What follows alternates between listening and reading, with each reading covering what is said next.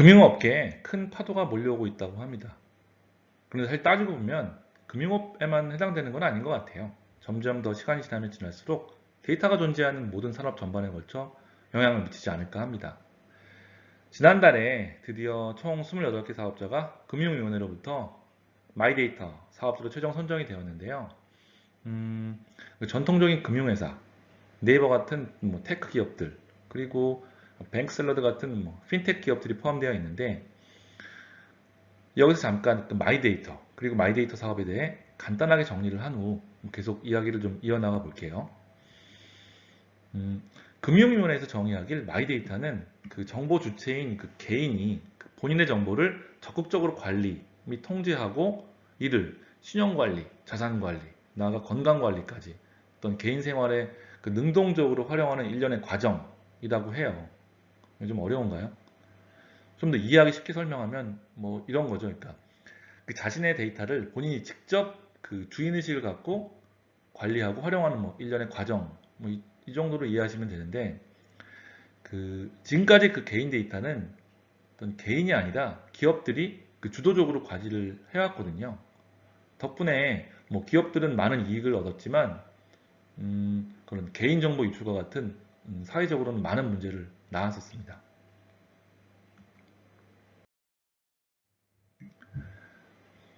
작년에 데이터 3법 개정안이 국회 본회의를 통과했죠.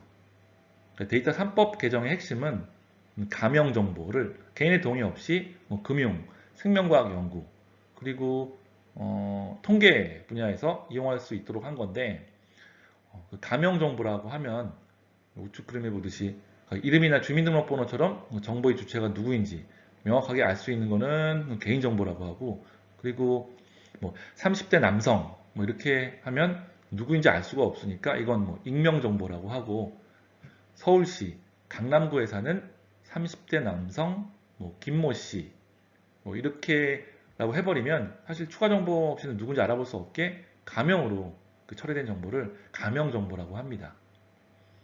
아무튼 그 개인의 그 기존의 데이터법은 어떤 개인의 금융 데이터를 안전하게 제공하는 것을 목표로 해왔기 때문에 보호에 치중된 만큼 그 데이터의 활용도는 매우 낮았었어요. 그런데 개정된 그 데이터 3법은 어떤 개인의 동의하에 마이데이터 사업자가 타 기업에 저장된 그 개인 정보를 받아서 활용할 수 있게 되는 거죠. 이전에도 불가능했던 일은 아니었는데 뭐랄까 그 법적으로 타 기업의 정보를 제공하도록 강제하지도 않았고, 그다음에 그 개인 데이터에 대한 그 정의 등이 좀 모호해서 이전에는 원활하게 이루어지지 않았죠. 그런데 이번에 개인이 원하면 적극적으로 개인 데이터를 이동할 수 있게 데이터 3법이 개정된 거죠.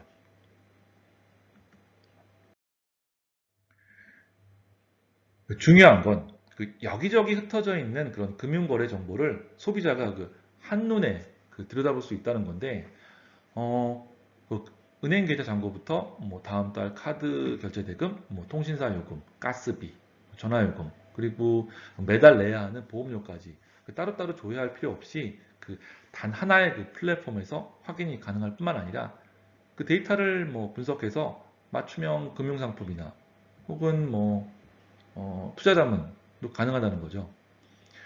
다시 말해서 어떤 그 금융사, 쇼핑몰, 소셜 네트워크 서비스 등 여기저기 흩어져 있는 데이터를 수집해서 개인의 소비 성향을 분석하고 재무 상태에 맞게 짜임새 있는 그런 지출 안내를 해주거나 하는 등 전보다 훨씬 정교한 서비스가 가능해질 거라고 보고 있거든요.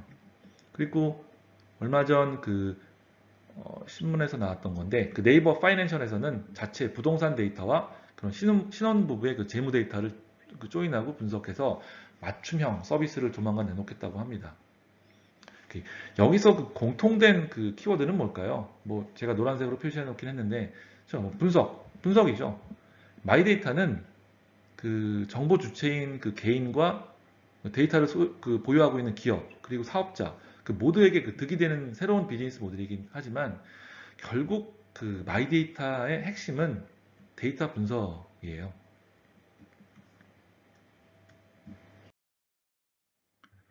방대한 데이터를 보유하고 있는 기업과 기관, 조직들은 데이터 안에서 가치를 창출하기 위해서는 데이터 분석은 너무나도 중요한 과정이자 사실은 목적이기도 하죠.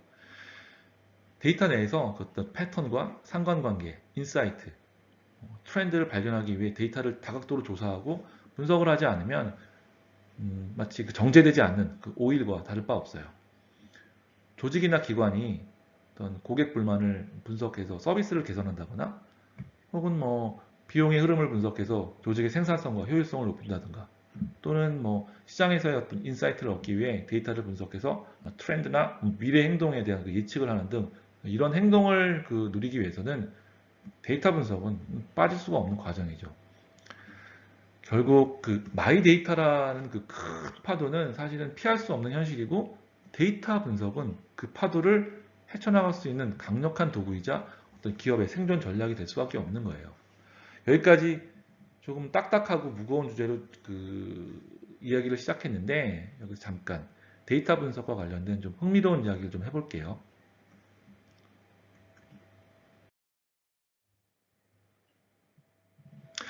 누구니 다 아실 거예요. 축구를 잘 모르더라도 손흥민 선수나 영국의 프리미어 리그는 이제 많은 분들이 아실 거라고 생각을 합니다. 제가 지금 살고 있는 그 싱가포르에서도 축구 열기가 굉장히 대단한데요. 어, 당연히 아시아계 선수인 손흥민 선수에 대한 인기도 어마어마합니다. 작년 말에 영국 BBC의 그 크리스 오스본이라는 그 기자가 왜 손흥민 선수가 토트넘에서 없어서는 안 되는 중요한 존재인지 하는 주제로 상당히 흥미로운 내용 기사를 썼어요. 현재 그 2020-21 시즌 중반인데 토트넘과 손흥민 선수 초반에 굉장히 잘하다가 지금 조금 주춤하고 있죠. 아무튼 기사 내용을 좀 간략히 정리해 볼게요. 레버쿠젠에서 토트넘으로 이적한 그 2015년 이후 그 손흥민 선수의 공격 포인트와 그 팀의 전체 골수를 비교 분석을 했더니 점점 해가 지날수록 그 손흥민 선수의 기여도와 팀의 전체 득점 포인트가 같이 이렇게 늘어남을 알 수 있습니다. 그 토트넘이 최근 5년 동안 이긴 경기에서 손흥민 선수가 선발 혹은 교체로 나왔을 때와 그렇지 않았을 경우를 그 비교 분석해 놓은 차트인데요. 영국에 있는 그 모 스포츠 분석 기관에서 만들어 놓은 그 유럽의 탑 리그에서 뛰고 있는 그 모든 플레이들의 그 팀이 승리했을 경우의 공격 기여도를 그 점수로 환산해 놓은 테이블이 있어요. 작년에 그 리오넬 메시 선수가 418포인트였고 손흥민 선수가 526포인트를 기록했다고 하더군요. 이거는 그 손 선수의 그 공격 포인트가 굉장히 순도가 높았다는 걸 말해주죠. 세 번째 차트는 이것도 꽤 그 유명한 그 스포츠 분석 기관에서 유럽의 모든 프로축구 선수들의 그 경기 퍼포먼스를 바탕으로 매주 그 순위를 매깁니다. 2017년에 처음으로 100위 안에 들었고 비록 뭐 이렇게 상승과 하락을 좀 반복하고 있긴 하지만 전반적으로 계속 성장해서 작년 말에는 25위까지 올라갔네요. 이 차트는 사실 선수의 그 몸값에 절대적인 그 영향을 주는 차트고 이는 사실은 그 얼마나 손흥민 선수가 현재 그 저평가되어 있다는 걸 좀 증명해주는 차트죠. 네 번째 차트는 그 팀 내에서 손흥민 선수의 그 가치에 대해 매 시즌별 꾸준히 성장해 왔음을 좀 보여주는데요. 2017-18 시즌에는 38밀리언 파운드였는데 지금은 75밀리언 파운드. 거의 뭐 2배가량 성장을 했네요. 마지막 차트가 좀 재미있는데 현재 한국에서 가장 인기 있는 해외 축구팀은 맨유와 레알 마드리드를 제치고 토트넘이 1등을 했네요. 재밌는 거는 그 한국의 토트넘 팬 숫자가 그 영국 본토의 그 토트넘 팬 숫자보다 훨씬 많다고 하더군요. 사실 그 한국뿐만 아니라 중국이나 일본, 뭐 심지어 다른 아시아 국가에서도 해가 갈수록 그 토트넘 공식 그 팬들의 숫자는 어마어마한 숫자로 증가한다고 해요. 그 매년 이적 시장이 열 때마다 그 손흥민 선수의 그 거치가 뭐 거치에 대해서 이러쿵저러쿵 말들이 많은데 지금 그 절정의 기량을 뽐내고 있는 손흥민 선수를 뭐 맨유나 레알 마드리드 같은 빅클럽에 비싼 가격에 팔고 그 돈으로 좀 더 젊은 유망주 두세 명을 다른 데서 데려오느냐 아니면 그 손 선수의 그 현재 주급을 더 올려주고 그 25년까지 연장 계약을 해서 성적도 잡고 그 다음에 아시아 시장도 잡느냐 하는 그런 문제로 아마 토트넘 구단주는 아마 머리가 굉장히 많이 아플 거예요. 사실 그 문제는 단순히 그 개인 혹은 팀 성적만 고려되지는 않을 거예요. 그 구단의 현재 그 재정 상태, 그리고 막대한 그 프리미어리그 중계료부터 시작해서 광고 스폰서십, 그리고 그 광활한 아시아 시장에 대한 그 상업적 가치를 따져야 하는 어마어마한 그 머니 게임인 거죠. 그리고 그 밑단에는 그동안 생성된 그 막대한 양의 데이터를 분석해서 그 최종 의사결정에 활용할 건 그 뻔한 일이죠, 사실은. 어, 이번에도 좀 흥미로운 주제이긴 하지만 좀 더 어두운 이야기를 좀 해볼게요. 그리고 지금 그 코로나 바이러스로 전 세계가 고통받고 있는 그 상황과 매우 유사한 사례이기도 해요.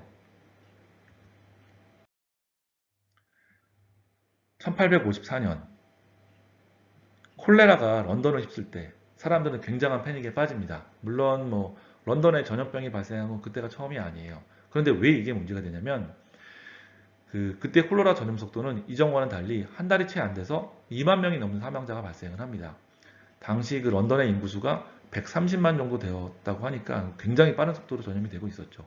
게다가 그 당시에 기술로는 도대체 어떻게 전염이 되는지 도무지 알아낼 수가 없었다고 해요. 대부분의 사람들, 특히 이제 당시 의학계도 콜레라가 공기를 통해 전염된다고 생각을 했던 모양이에요. 이때 그 소우 지역의 의사였던 존 스노우는 이게 공기가 아니라 그 오염된 템스강이 혹시 원인이 아닐까라는 생각을 하기 시작합니다. 그리고 본인이 의견을 뒷받침하기 위해 그 데이터를 수집하기 시작을 하죠. 그 스노우 박사는 소우 지역을 집집마다 방문해서 그 환자가 그 사망한 날짜와 장소를 물어보고 그 정보를 그 지도에 까만 점으로 표시를 했는데, 이 화면을 보시면 그 슬라이드 중앙에 있는 지도가 당시 지도인데, 이 데이터를 통해 당시 그 사망자 위치가 그 브로드 스트리트, 그다음에 렉싱턴 스트리트 교차로에 있는 급수 펌프를 중심으로 몰려 있다는 걸 확인합니다. 결국 역학조사를 통해 왜 이렇게 빨리 전염이 됐는지 알아냈는데, 당시 그 템스강은 사람들이 버린 그 어마어마한 쓰레기와 오물 때문에 강물이 정말로 심각하게 오염이 되어 있었고, 더군다나 그 당시 뭐 하수처리 시설도 제대로 발달되지 않아서 펌프를 통해 강에서 끌어다 쓰는 물을 마신 사람들은 전부 콜레라에 집단 감염됐다고 해요. 이후 스노우 박사 주장으로 식수 펌프는 전부 폐쇄되어 더 이상의 그 콜레라 감염의 확산을 막을 수 있었다고 하네요.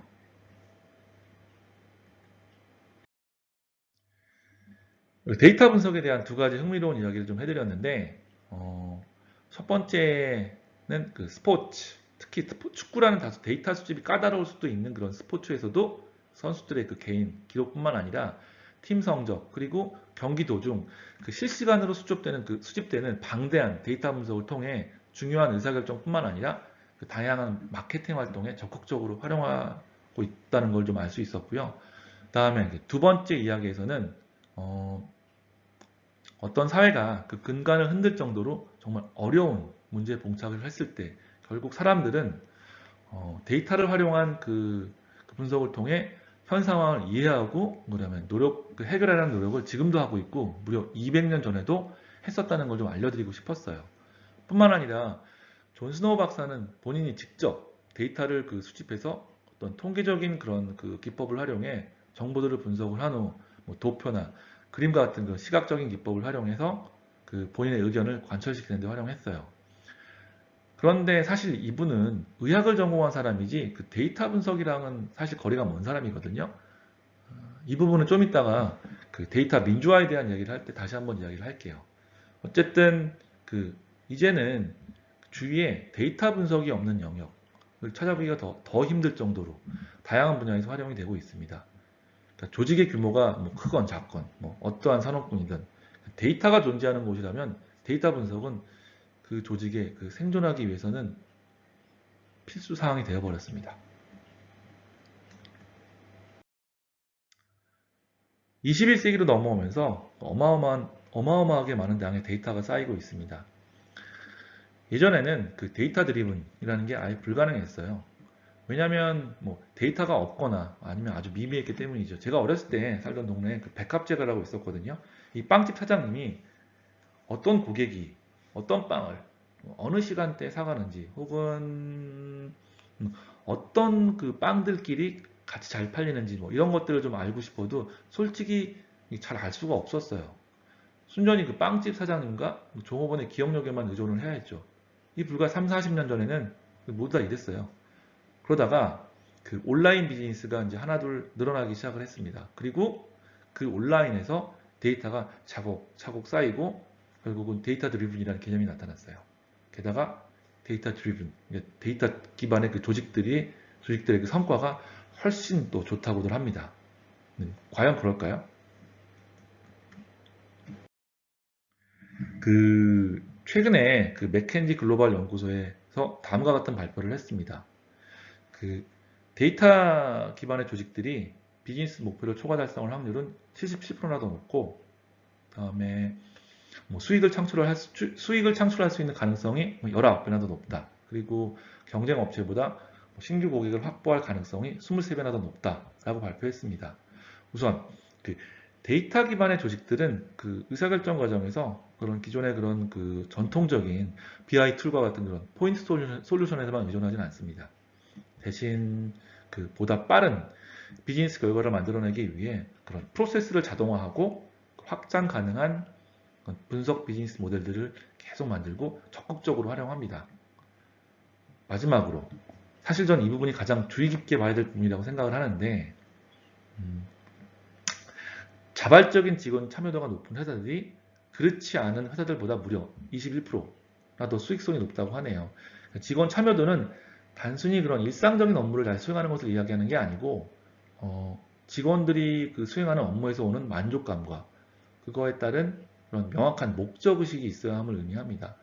여기서 자동화는 그런 직무 만족도로 이어지는 핵심 요소고, 직원의 74%는 실제로 자동화가 직무 만족도를 향상시킨다고 이야기를 해요.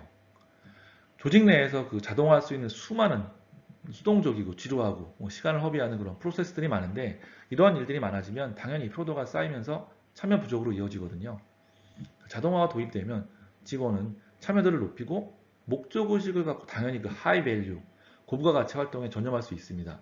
결국 지금과 같은 이런 불확실성의 시대에서 경쟁력을 갖추고 시장을 주도하기 위해서는 데이터 기반의 디지털 트랜스포메이션은 당연한 시대적 흐름이라고 생각을 하거든요. 그런데 실제로 지금의 상황은 어떨까요? 놀랍게도 방금 전 슬라이드에 설명드렸듯이 엄청난 이점에도 불구하고 사실 정말로 데이터 기반 조직은 그리 많지가 않습니다. 2019년 그 미국의 빅데이터 및 AI를 관장하는 임원들 대상으로 한 설문조사에 따르면 조사에 응한 전체 기업 중 오로지 31%만이 우리는 데이터 기반의 조직이다 라고 답했습니다. 게다가 이는 그 2017년, 18년에 비해 감소한 숫자예요. 왜 그럴까요? 도대체 어떤 문제들이 데이터 기반의 그 디지털 트랜스포메이션을 가는 길을 가로막는 걸까요?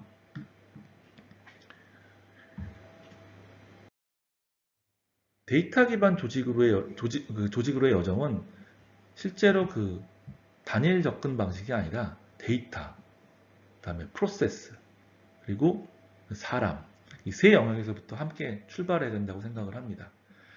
브레이도 대부분의 많은 조직에서 이 세 가지 핵심 자산이 제대로 정렬되지 않았으며, 그리고 이 세 가지 모두가 그 단절된 사일로 형태로 존재하는 걸 볼 수 있거든요. 여기서 제가 방금 얘기했던 제대로 정렬이 안 됐다 하는 말은 무슨 의미일까요?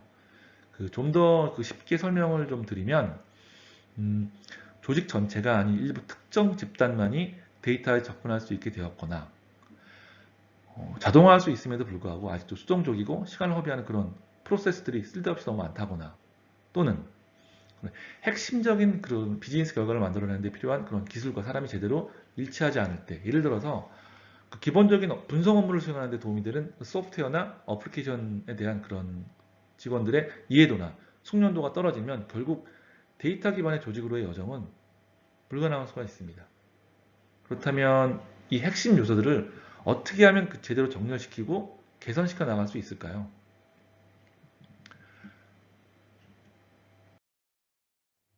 우리는 분석 프로세스 자동화, 애널리틱 프로세스 어토메이션이라는 개념을 통해 이 문제를 해결할 수 있다고 봅니다. 데이터, 프로세스, 그리고 사람, 이들의 그 유기적인 통합을 통해서 데이터 기반의 디지털 트랜스포메이션을 가속화할 수 있다고 보는 거죠. 좀 더 구체적으로 이야기를 해보자면, 우선 그 모든 부서의 데이터 워커스, 그 데이터 노동자들은 언제 어디서든 데이터에 접근할 수 있고, 그 다음에 전처리에서부터 그 분석 작업들을 코딩 없이 손쉽게 할 수 있어야 하는데, 즉 조직 전체에 데이터 민주화가 필요하다고 생각을 해요. 그러니까 일부 특정 집단 혹은 뭐 IT 부서에게만 데이터 분석을 의할 수만은 없는 거죠. 그 도메인 지식을 갖고 있는 그런 현업들이 스스로 그 데이터를 불러와서 직접 분석을 하고 그걸 통해 인사이트를 얻을 수 있어야 되는 거죠. 아까 그 런던 그 콜레라 이야기 할 때 등장했던 존 스노우 박사를 떠올리면 좀 쉽게 이해가 되실 거예요.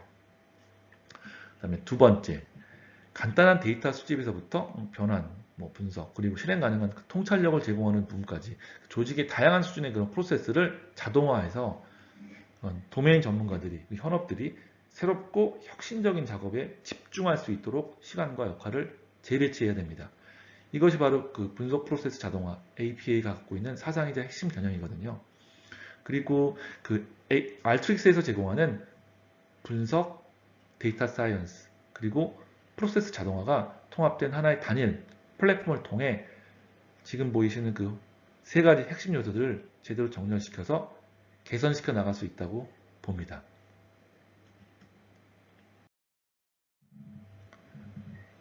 이전 슬라이드에서 APA 사상과 핵심 가치에 대해서 이야기했으니 여기서는 그 알트릭스 APA 플랫폼의 그 아키텍처에 대해서 간단하게 좀 말씀을 드릴게요. 우선 좌측에 보시면 알트릭스는 그런 단순한 엑셀 파일부터 오라클과 같은 일반 관계형 데이터베이스 그리고 빅데이터 플랫폼까지 어떠한 소스든 상관없이 데이터를 불러올 수가 있고 마찬가지로 다양한 BI 어플리케이션에서부터 RPA의 봇 그리고 시각화 툴까지 다양한 형태의 그 포맷으로 결과를 뽑아낼 수가 있습니다.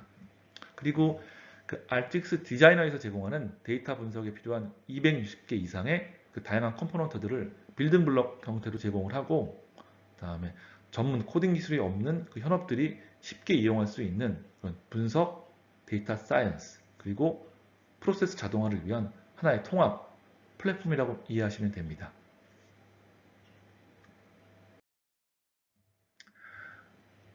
작년까지 전 세계적으로 한 7,000곳 이상의 고객을 확보했고 보시는 바와 같이 전 산업군에 걸쳐 골고루 알트릭스를 사용하고 있습니다. 당연히 그 국내 사례에 대해서 좀 궁금해 하실 텐데 최근에 저희가 유치한 주요 국내 고객사들을 좀 살펴보자면 KB증권, 삼성전자, 삼성바이오로직스, 롯데칠성 그리고 정부, 지자체 고객으로서는 창원시, 남양주시, 한국부동산원 그리고 한국기업데이터가 있습니다. 마지막으로 제가 지금 몸담고 있는 알트릭스에 대해서 간략하게 설명을 드리고 제 이야기를 마치도록 할게요. 알트릭스는 그 1997년에 인구 통계 기반의 데이터 매핑과 리포팅을 제공하는 그 엔진을 개발하는 프로젝트를 진행하다가 설립이 되었습니다. 실리콘밸리에 있는 투자 회사들로부터 2011년부터 15년까지 총 4차례에 걸쳐 1억 6천만 달러의 투자를 받았고 2017년 3월 드디어 뉴욕 주식시장에 상장을 했습니다. 현재 기업 가치는 70억 달러가 넘고요.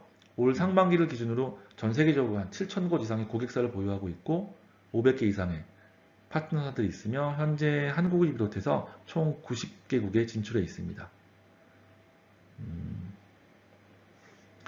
그리고 고객의 그런 자발적인 참여로 이루어진 알트릭스 커뮤니티에서 서로 지식을 공유하고 비즈니스 혹은 기술적인 문제들을 서로 해결하던 부분은 그 알트릭스만의 고유한 장점이기도 하죠.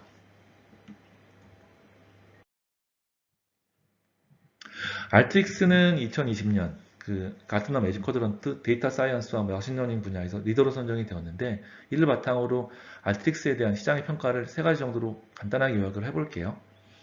그 몇 년 전까지만 해도 알트릭스 하면 그 데이터 전처리에 강한 툴 혹은 뭐 ETL의 대형품 정도로만 취급을 받았던 적이 있었는데 지금 확실하게 데이터 전처리에서부터 통계 분석, 예측 분석, 그리고 리포팅 및 시각화에 이르기까지 전 과정을 아우르는 플랫폼으로 시장에서 평가를 해주고 있고 두 번째는 코딩 작업 없이 누구나 쉽게 사용하기 쉬운 데이터 분석 플랫폼, 그러니까 로우 코드, 노 코드 이 부분이 시장에서 굉장히 매력적으로 비춰졌다고 볼 수가 있고요. 그 다음에 마지막으로 그 방대한 알트릭스 커뮤니티에서 서로 지식을 공유하고 문제를 해결하는 모습이 시장에서 굉장히 인상적으로 반영이 되지 않았나 합니다. 여기까지가 제가 오늘 준비한 내용이고 질문이 있으시면 채팅창이나 세션이 끝나고 나서 저에게 직접 메일 주시면 됩니다. 그 아울러 화면 하단에 있는 QR코드를 통해서 알틱 디자이너를 다운받아서 일정 기간 동안 사용해 보실 수 있습니다. 감사합니다.